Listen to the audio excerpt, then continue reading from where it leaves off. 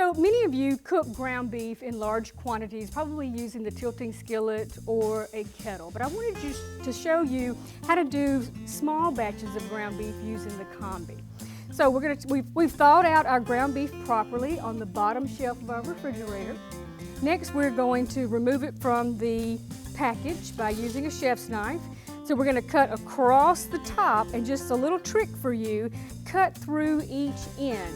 That way when you go to put it into your pan, you're going to be able to get it out of the roll much easier. Now before we put it into the pan, we want to make sure we are spraying our pan so that it does not stick. Okay, so I'm going to spray this pan really well, making sure. Now in this pan, I am using a 4-inch perforated pan with a 6-inch solid pan. That 6-inch solid pan is going to catch all of the grease from when I'm cooking my ground beef.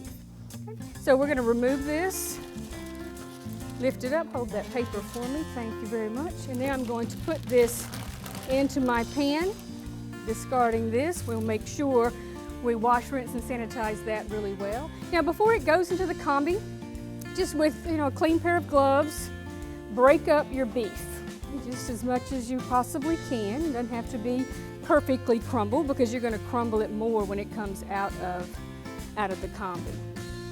Again, just using your gloves, break up that meat into smaller little pieces.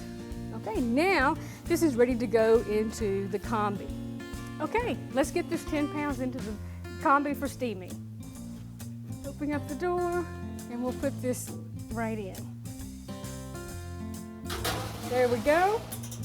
Close the door. Again, we're going to set this for steam and we're going to set the timer.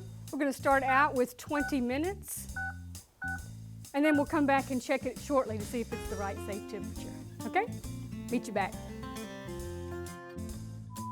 Up. Ground beef's ready. Let's check to see if it's done.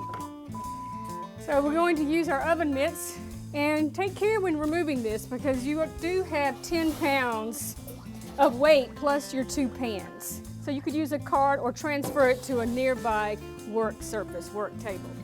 The next thing we have to do is check the internal temperature of our ground meats, and we want to make sure it gets to at least 165 degrees. So what we want to do, because it's a large pan of meat, is let's take the temperature in several different places to make sure that it's safe.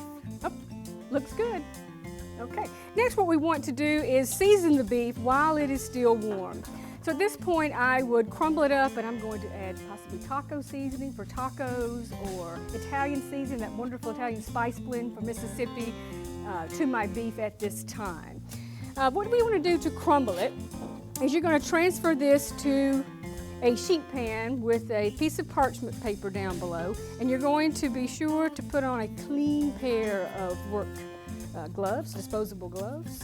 Now this is a wonderful task for you to share with a team member. You can be on this side of the table, okay, and I can be on this side of the table, and that way teamwork, we work really closely together to do our crumble. Sometimes if you find that your piece is a little bit large and you would like help with a tool, a piece of equipment to break it down, so we use this pastry cutter. Again, just break it down a little bit and then use your hands, gloved, and break this down into smaller crumbles. Okay? For taco meat, I might go a little bit finer. For vegetable soup, I might leave it in a larger piece.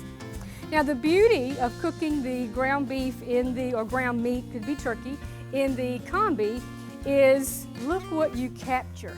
So all that cleanup from the kettle and the tilting skillet, now you have captured all that grease into this pan. So it makes cleanup such a snap. How about that?